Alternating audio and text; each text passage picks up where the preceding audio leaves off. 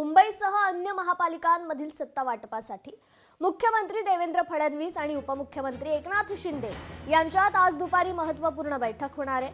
मुंबईत शिवसेनेला 2.5 वर्ष महापौर पद, उपमहापौर, स्थायी, सुधार, बेस्ट आदींपैकी काही समित्यांची अध्यक्षपदे मिळावीत अशी शिवसेनेची अपेक्षा आहे। मुंबईसह ठाणे, कल्याण, डोंबिवली, मीरा भाईंदर आदी महापालिकांबाबत एकत्रित निर्णय या बैठकीत होण्याची शक्यता आहे।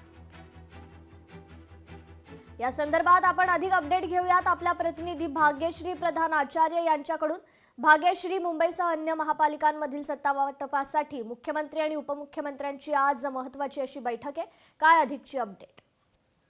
नक्कीच आपण बघितलं की मुख्यमंत्री फडणवीस 2 दिवस दावोसला गेले होते आणि त्यामुळे महापालिकांमधील भाजप आणि शिवसेना जे सत्ता वाटप आहे ते झालेलं नव्हतं। त्यामुळे मुंबई महापालिकेतील भाजप आणि शिंदे गटातील नगरसेवकांची विभागीय आयुक्तांकडे अद्याप नोंदणी देखील करण्यात आलेली नाहीये। पण आता आज फडणवीस आणि मुंबईत परतले, त्यामुळे आज त्या दोघांची जी बैठक होण्याची शक्यता आहे ती देखील वर्तवली जाते। शिवसेनेला 2.5 वर्ष महापौर पद, उपमहापौर पद, स्थायी, सुधार, बेस्ट आदींपैकी काही समित्यांची अध्यक्षपदे मिळावीत अशी शिंदेची पहिल्या दिवसापासून इच्छा होती। आपण बघितलं की त्यांनी त्याचसाठी दबाव निर्माण करण्यासाठी काही त्यांचे जे नगरसेवक निवडून आलेले आहेत 29 ते सगळे हॉटेल ताजलँड इथे अनेक दिवस ठेवले देखील होते। खरं तर त्यांना ती गरजच नव्हती, कारण आपण बघितलं की याआधी देखील शिंदेंनी अनेक नगरसेवक जे आहेत ते ठाकरेंकडनं फोडून आणलेले होते।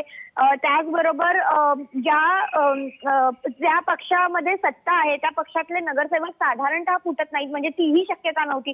मात्र कुठेतरी भाजपला दबाव आणण्यासाठी त्यांनी ही 29 नगरसेवक ताजलँड येथे ठेवले होते आणि आता आपण बघतोय की आज त्यांची मीटिंग जी आहे ती होण्याची शक्यता आहे। खरं तर असं देखील कळलं होतं की केंद्रातनं सक्त भाजपला सूचना आलेल्या आहेत की आपले संख्याबळ जी आहे ती अधिक आहे, त्यामुळे महापौर जो आहे तो आपलाच बसला गेला पाहिजे।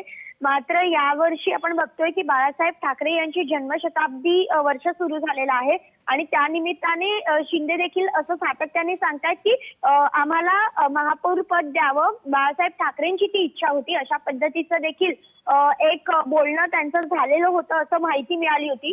त्यामुळे आता नेमकं या बैठकी दरम्यान काय होते आणि खरंच आज ही बैठक पार पडणार का हे बघणं महत्त्वाचं ठरणार आहे। कृपा जी, निश्चितच भाग्यश्री, धन्यवाद आपण दिलेल्या या अपडेट संदर्भात।